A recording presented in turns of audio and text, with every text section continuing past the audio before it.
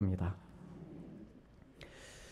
미국 항공우주국인 나사에서 화성을 탐사하기 위해 위성 탐사선을 보낸 적이 있습니다. 이 탐사선은 오직 한 가지 임무, 물을 찾는 것을 위해 보내졌습니다.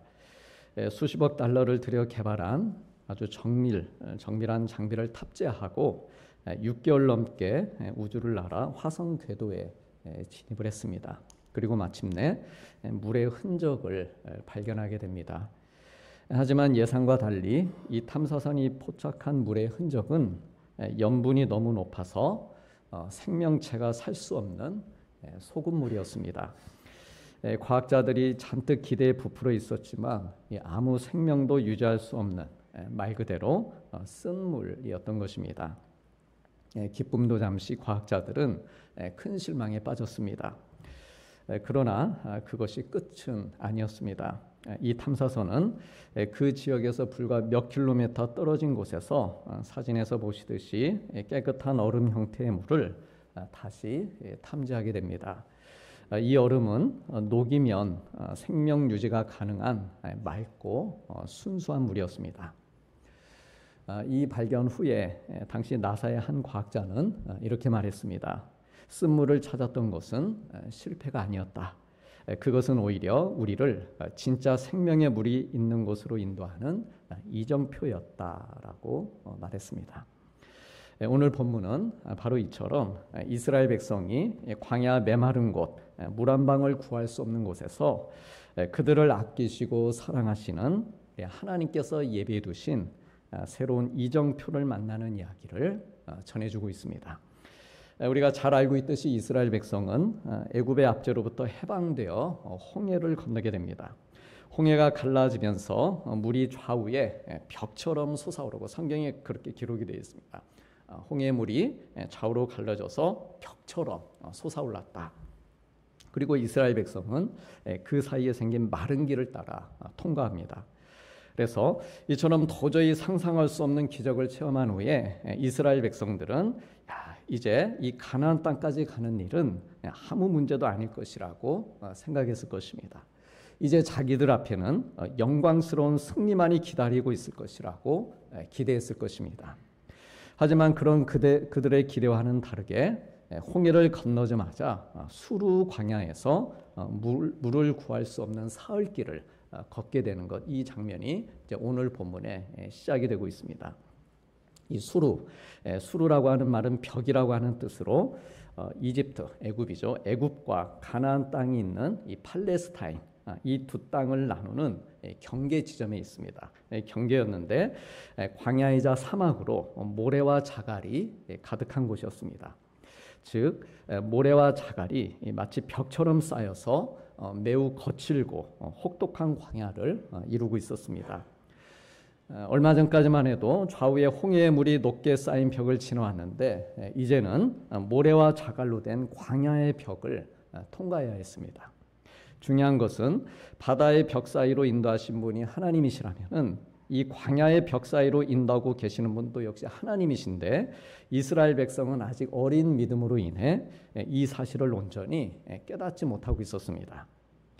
어쨌든 메마른 광야를 통과하기 위해서는 물이 반드시 필요했지만 3일 길을 걸어도 물을 구할 수 없었습니다. 장정만 60만 명이 넘는 수많은 사람들이 물이 없는 상황에서 3일 동안 행진하는 모습을 한번 상상해 보시기 바랍니다. 아무리 구름 기둥이 뜨거운 햇볕을 가려주었다 해도 정말 견디기 어렵고 참으로 고통스러웠을 것입니다. 그리고 그렇게 고생하며 헤매던 끝에 마라라고 하는 곳에 도착을 했는데 그곳에 그들이 그토록 찾아 헤매던 물이 있었습니다. 얼마나 기뻤겠습니까? 와우 한번 해주십시오. 와우, 와, 물이라니 얼마나 기뻤겠습니까? 이제는 살았다. 서로를 부둥켜 안고 안도의 눈물을 흘렸을 것입니다. 하지만 그 기쁨도 잠시 그들은 곧 깊은 실망에 빠지게 됩니다. 다 함께 23절 말씀을 보시겠습니다. 마라에 이르렀더니 그곳 물이 쏘서 마시지 못하겠으므로 물 말하라 하였더라. 물이 너무 써서 한 모금도 마실 수가 없었습니다. 그래 그곳의 이름을 마라라고 붙였는데 마라는 히브리어로 쓰다라고 하는 뜻입니다. 광야의 고난 끝에 겨우 마주한 물이었지만 마실 수 없는 그런 쓴물, 곧 실망과 절망의 물이었습니다. 이 마실 물이 없다, 이것만으로도 고통스럽지만 물을 발견하고 기뻐했다가 그것이 마실 수 없는 물이라는 것을 알게 되었을 때에 그 절망감, 그 허탈함은 더 큰 고통으로 다가왔을 것입니다. 오늘날 우리의 인생 여정도 마찬가지입니다. 마치 홍해를 건너는 듯한 놀랍고 감사한 순간들이 찾아오기도 하지만 얼마 지나지 않아서 수루 같은 광야를 만나 척박한 길을 걸어야 할 때도 있습니다. 그리고 마침내 눈앞에 물이 나타났지만 그러나 마실 수 없는 쓴물일 때 우리는 이런 질문을 하게 됩니다. 여기까지 오게 하신 하나님께서 왜 우리에게 또다시 이런 고통과 좌절을 허락하시는가? 믿음으로 걸어왔지만 뜻하지 않은 현실 앞에서 우리의 마음은 혼란스럽고 흔들릴 수밖에 없습니다. 이스라엘 백성 역시 마음이 매우 혼란스러웠습니다. 그런데 바로 이러한 혼란의 순간이 우리 안에 있는 믿음의 실제 깊이를 드러내줍니다. 이스라엘 백성은 불안과 갈증이 밀려오자 결국 입술로 원망하기 시작했습니다. 24절에 백성이 모세에게 원망했다라고 했습니다. 그런데 이 원망은 결국 하나님을 향한 불신앙의 표현이었습니다. 그들은 애굽에서 10가지 기적을 경험했고 홍해도 건너는 놀라운 체험도 했습니다. 그 은혜를 체험했지만 수루 광야를 만나는 순간, 메마른 땅을 걷는 순간 자기들의 믿음의 깊이가 얼마나 얕은지 드러나고 말았습니다. 사실 사흘 동안 물 없이 지내다가 드디어 물을 발견했는데 마실 수 없을 정도로 쓴물이라고 하는 사실에 원망하는 마음이 드는 것은 어느 정도 충분히 이해할 수 있습니다. 물이 풍부한 이집트 땅에 살다가 물이 없는 광야로 나왔기 때문에 익숙하지 않은 환경 속에서 당황하고 힘들 수 있었을 것입니다. 하지만 그럼에도 불구하고 원망은 우리 하나님께서 매우 싫어하시는 태도입니다. 그래서 고린도전서 10장 10절은 이렇게 경고합니다. 그들 가운데 어떤 사람들이 원망하다가 멸망시키는 자에게 멸망을 당하였나니 너희는 그들과 같이 원망하지 말라. 여기서 말하는 그들은 광야에 있던 이스라엘 백성들을 가리킵니다. 그들은 마실 물이 없어서 원망하고 먹을 것이 없다고 원망하고 고기가 먹고 싶다고 원망하고 가나안 땅을 정탐한 후에 두려워서 원망하고 또한 광야의 여정이 길어지고 지치자 또 원망하고 그렇게 계속해서 원망했습니다. 하지만 하나님께서는 이처럼 반복되는 원망을 결코 기뻐하지 않으셨습니다. 왜냐하면 원망은 하나님을 향한 불신앙의 표현일 뿐만 아니라 결국 원망하는 자, 그 본인, 자기의 인생을 무너뜨리기 때문에 그렇습니다. 그러므로 우리는 하나님을 경외하는 마음을, 하나님 믿는 마음을 잘 유지하면서 우리의 인생이 원망으로 인해 무너지지 않도록 스스로 우리의 마음을 지킬 수 있어야 됩니다. 내가 살아가며 만나게 되는 쓴물이 쓴 마음으로 바뀌지 않도록, 그리고 그 쓴 마음이 또다시 쓴물이 되어서 나오지 않도록, 그리고 그 쓴말이 쓴뿌리가 되어서 우리의 삶을 병들게 하지 않도록 깨어있는 믿음이 필요합니다. 이스라엘 백성이 수루 광야를 걷기 시작한 이 첫날부터 원망한 것은 아니었습니다. 목마름이 쌓여가고 또한 끝이 보이지 않을 것만 같은 그 광야길에 지치면서 감사가 말라붙고 탄식과 원망이 터져나온 것입니다. 놀라운 사실은요, 이 수루 광야에 들어서기 바로 직전만 해도 이스라엘 백성은 하나님을 뜨겁게 찬양하고 있었다는 것입니다. 홍해를 건넌 후에 오늘 우리가 출애굽기 15장 말씀 22절부터 읽었는데 홍해를 건넌 후에 15장 1절에서 18절까지는 모세의 찬양 노래가 나오고 그 다음 이어서 19절부터 오늘 본문 바로 앞절인 21절까지는 미리암과 여인들이 소고를 잡고 춤추며 노래하는 장면이 기록되어 있습니다. 모세와 백성들이 어떻게 하나님을 찬양했는지 우리 다 함께 출애굽기 15장 1절과 2절 말씀 보시겠습니다.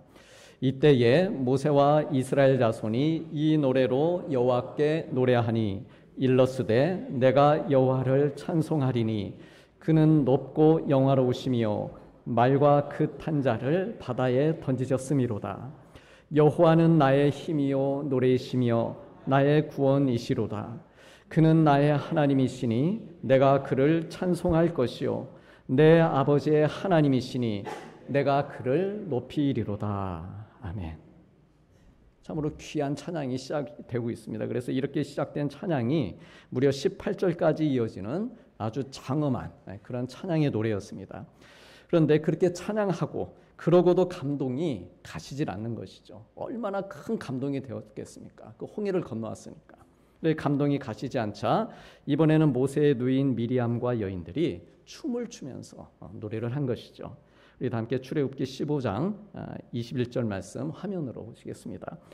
너희는 여호와를 찬송하라. 그는 높고 영화로우시며 그 탄자를 바다에 던지셨음이로다. 아멘. 이처럼 홍해를 마치 육지처럼 건넌 후에 이 이스라엘 백성들은 자기들을 구원하신 하나님께 기쁨과 감격의 찬송을 올려드렸습니다.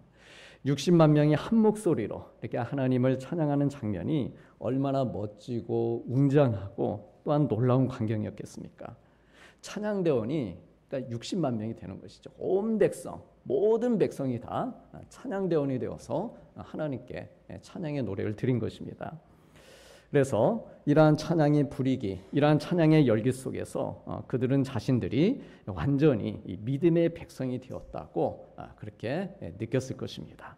불신앙은 조금도 없는 것처럼 오늘도 내가 하나님을 찬양했다. 놀라운 은혜도 경험했고 이렇게 하나님을 찬양했으니 내가 참으로 귀한 믿음의 사람이다. 이렇게 스스로를 그렇게 믿었을 것입니다. 그러나 그토록 놀라운 찬양, 그토록 놀라운 경배를 드린 때로부터 원망이 나오기까지 불과 사흘밖에 걸리지 않았다라고 하는 것이죠. 물을 얻지 못하고 기대했던 물마저 쓴물로 드러나자 그 감격의 찬양, 열정적인 마음이 순식간에 사라지고 말았습니다. 하나님을 찬양했던 마음이 그것도 분명 진심이었을 것인데 원망하는 마음 또한 그들 안에 있는 또 다른 진심이었다라고 하는 것이죠. 우리 사랑하는 성도님들, 말에는 능력이 있습니다. 찬양하는 말에도 능력이 있고 원망하는 말에도 능력이 있습니다. 이스라엘 백성들 가운데 모세와 여호수아 갈렙만 남고 40년 후에 나머지 모두가 광야에서 다 쓰러진 이유가 무엇이었는가? 그들의 입술로 원망했기 때문입니다. 그리고 그 원망에 했던 말에 실제로 능력이 나타났기 때문입니다. 하나님께서 그러시죠. 내가 들은 그대로 너희에게 행할 것이다. 원망한 그대로 그들이 다 광야에 엎드러져 죽은 것입니다. 말씀드렸듯이 마라와 같은 상황에서 원망하고 불평하는 것은 어쩌면 인간적으로는 당연한 반응일 수 있습니다. 그런데 사랑하는 성도님들, 그럴 때 정말 원망하고 불평하면 속이 후련해지는가 하는 것입니다. 그렇지 않습니다. 오히려 그 반대입니다. 원망하고 불평할수록 더 답답해지고 더 억울하고 더 화가 나고, 그래서 말하다 보니까 더 열받죠. 원망하다 보니까 더 원망이 나오는 것이고, 그래 결국 영혼이 병이 들게 되고 삶이 무너져 내리는 결과로 이어지곤 합니다. 그렇다면 이처럼 수루 광야 같은 이 고난의 벽을 만나고 또 마라와 같은 쓴물 앞에 서게 되었을 때 하나님께서는 우리가 어떻게 반응하기를 바라실까요? 고난의 벽이 내 앞에 있습니다. 쓴물을 내가 만나게 되었습니다. 그러면 그 상황에서 하나님께서는 우리가 어떻게 무엇을 하기를 원하실까라고 하는 것이죠. 우리 다 함께 25절 말씀을 화면으로 보시겠습니다. 모세가 여호와께 부르짖었더니 여호와께서 그에게 한 나무를 가리키시니 그가 물에 던지니 물이 달게 되었더라. 이스라엘 백성들은 그 메마른 광야 앞에서 또한 쓴물 앞에서 원망을 선택했습니다. 그러나 모세는 뭐를 선택했습니까? 기도하기를 선택한 것입니다. 백성들은 왜 우리를 이곳까지 끌고 왔느냐라며 불평했지만 모세는 그 백성들의 소리를 다 뒤로 한 채 하나님 앞에 부르짖었습니다. 물론 모세 역시 물을 구할 수 없는 그 상황, 그리고 구한 물마저 쓴물인 그 현실 앞에서 참으로 답답하고 화도 나고 또한 두렵기까지 했을 것입니다. 그러나 모세는 사람들에게 소리치지 않았고 설득하려고 하지도 않았습니다. 오직 하나님께 부르짖었습니다. 그리고 그때 하나님께서 한 나무를 가리키셨고 모세가 그 나무를 물에 던졌을 때 쓴물이 달게 바뀌었습니다. 모세인들 왜 이 목이 타들어가는 고통이 없었겠습니까? 그도 분명 갈증과 피로와 그리고 답답한 가운데 큰 고통을 겪었을 것입니다. 원망하고 불평하고 싶은 마음도 들었을 것입니다. 하지만 그럼에도 불구하고 모세는 그의 입을 열어 원망하지 않았습니다. 홍해를 마르게 하셨는데, 불과 사흘 전에 홍해를 마르게 하셨는데, 그리고 나서 이 수루 광야길로 인도하셨다면, 그리고 또한 이 쓴물을 우리 앞에 두셨다면 여기에도 분명 하나님의 뜻이 계실 것이다. 그렇게 하나님을 신뢰했기 때문에 하나님 앞으로 나아가 부르짖은 것입니다.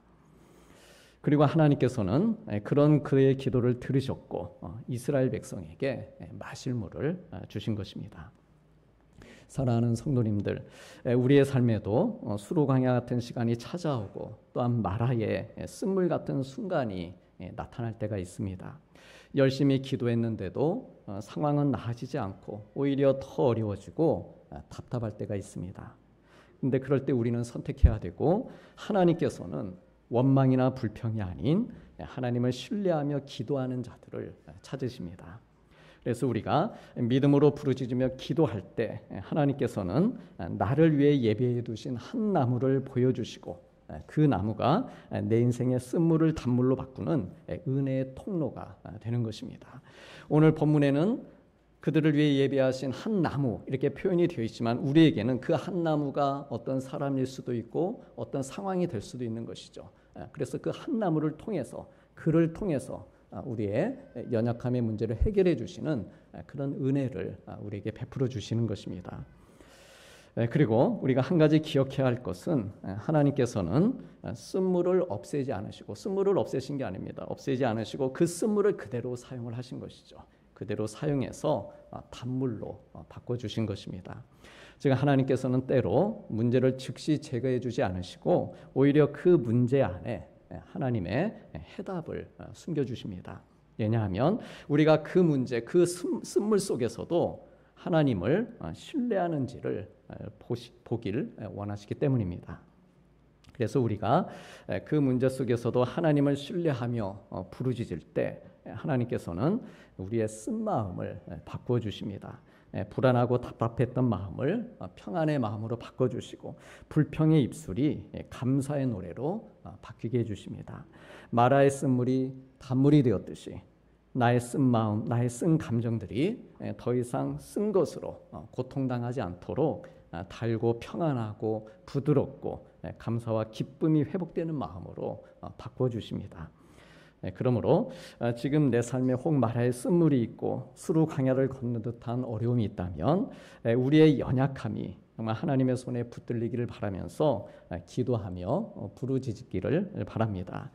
그러면 쓴물을 단물로 바꿔주신 하나님께서 우리의 기도를 들으시고 우리의 마른 영혼을 해결하도록 이렇게 은혜와 생명의 길을 열어주실 것입니다. 그렇다면 이처럼 하나님께서 쓴물을 단물로 바꾸어 주신 목적이 무엇일까요? 하나님께서 우리 인생의 쓴물을, 어떤 어려움이 있었는데 그 쓴물을 단물로 바꾸어 주시는 이유가 무엇인가라고 하는 것이죠. 단지 목이 말라 고통당하는 모습, 그 모습이 안쓰럽고 불쌍해서 살려주시는 걸까라고 하는 것입니다. 우리 다 함께 25절과 26절 말씀을 화면으로 같이 보시겠습니다. 거기서 여호와께서 그들을 위하여 법도와 율례를 정하시고 이르시되 너희가 너희 하나님 나 여호와의 말을 들어 순종하고 내가 보기에 의를 행하며 내 계명에 귀를 기울이며 내 모든 규례를 지키면 내가 애굽 사람에게 내린 모든 질병 중 하나도 너희에게 내리지 아니하리니 나는 너희를 치료하는 여호와임이라. 아멘. 쓴물을 단물로 바꿔주신 하나님께서 그곳 마라에서 이스라엘 백성을 위해 법도와 율례를 정해주십니다. 그리고 말씀에 순종하고 의를 행하고 모든 규례를 너희가 지키면 계속해서 너희를 치료하는 하나님이 되겠다. 그렇게 약속을 주십니다. 그리고 이후에 이스라엘 백성은 이 마라를 지나 엘림이란 곳에 이르게 되었고 거기에 물샘 열둘과 종려나무 70그루가 있었다라고 하는 말씀으로 오늘 본문은 끝을 맺고 있습니다. 우리 성도님들, 그렇다면 마라가 더 좋은 곳일까요? 엘림이 더 좋은 곳일까요? 아니면 두 곳 모두 나름대로 의미가 있는 곳일까요? 그게 좀 더 나은 것 같죠? 영국의 위대한 설교자인 이 찰스 스펄전 목사님이 오늘 본문, 이 본문을 묵상하던 중에 설교의 제목을 마라는 엘림보다 낫다, 이렇게 제목을 붙였습니다. 마라는 엘림보다 낫다. 이 설교를 준비하던 당시에 이 스펄전 목사님은 말에서 떨어져서 심한 부상과 고통 가운데 있었습니다. 그때 한 친구가 찾아와서 자네 지금 마라에 있는 기분이겠군, 이라며 위로하자 그렇다네, 물맛이 참으로 쓰다네라고 대답을 했습니다. 그러자 친구는 그래도 말이야, 마라가 엘림보다 더 나은 곳이라네. 엘림에는 물도 있고 물론 열매들도 많았지만 물을 마시고 열매를 먹고 나면 그걸로 끝이지 않는가. 그러나 마라에서는 오늘 본문처럼 하나님께서 법도와 율례를 주셨지 않는가. 그리고 영원히 계속되는 것 아닌가 라고 말했습니다. 그래, 이 말에 감동을 받은 스펄전 목사님이 마라는 엘림보다 낫다라고 하는 제목으로 설교를 하게 되었다라고 하는 것입니다. 사랑하는 성도님들, 하나님께서는 오늘 말씀을 통해 때로 우리가 만나는 마라, 쓴물의 자리라도 우리에게 복된 곳이 될 수 있다라고 말씀하십니다. 왜냐하면 엘림은 잠시의 위로를 주었지만 마라에서는 하나님의 율례와 법도를 주시고 나는 너희를 치료하는 여호와다라고 약속을 주셨기 때문입니다. 목마름과 어려움의 자리에서 하나님이 어떤 분이신지 하나님의 뜻, 하나님의 성품을 직접 계시해 주셨기 때문입니다. 그러므로 혹 지금 성도님들의 삶이 마라의 쓴물과 같은 상황이다라고 하면 마라는 결코, 내가 있는 이 마라의 지점이 결코 실패하는 곳이 아니고 고통의 지점도 아니라 엘림을 향한 소망과 회복의 이정표임을 기억하시길 바랍니다. 이 마라에서 엘림은 불과 10에서 12km 정도 되는 거리입니다. 하루 길이면은 충분히 걸을 수 있는 그러한 거리입니다. 그러니까 오늘 이곳에서 마라를 만났지만 불과 하루 길 앞에 엘림이 있었다라고 하는 것이죠. 그러나 우리는 그 내 앞에 뭐가 펼쳐져 있는지를 알지 못하는 것이죠. 그곳에 가면 그곳에서 그렇게 물을 얻을 수 있는 것인데 그것을 우리가 기다리지 못하고 이곳에서 원망하고 불평하다가 우리의 믿음도 잃어버리고 삶도 무너지는 경우가 없지 않다라고 하는 것입니다. 그러므로 마라의 쓴물 가운데 하나님의 살아계심과 임재하심을 보여주셨듯이 마라가 결코 끝이 아님을 믿으시길 바랍니다. 쓴물을 만난 자리에서도 우리 하나님의 말씀 가까이 하고 그 말씀을 통해 삶의 소망을 다시금 붙들고 이 엘림이라고 하는 궁극의 그 회복의 자리를 향해 믿음으로 나아가시길 바랍니다. 그리고 무엇보다 십자가에 달려서 쓴물의 고난을 당하신 우리 주님께서 그 고난을 이기시고 그 쓴물을 그대로 다 받아 넘기신 것이죠. 다 받고 그 고난을 이기시고 우리 모두에게 영원히 목마르지 않는 생수가 되셨다라고 하는 사실을 믿고 주님이 인도하시는 길을 따라 믿음으로 순종하며 나아가시길 바랍니다. 그래서 어떤 광야를 통과하고 또 어떤 만나를 만난다 할지라도 두려워하거나 원망하지 않고 또한 특별히 내일부터 있는 가을 영성 새벽 기도회를 통해서도 우리 하나님 자꾸 부르짖고 하나님을 신뢰함으로 깊이 만나서 우리의 영혼이 촉촉히 적셔지는 그 귀한 은혜를 누리는 우리 귀한 믿음의 성도님들 되시기를 축복합니다. 기도하시겠습니다.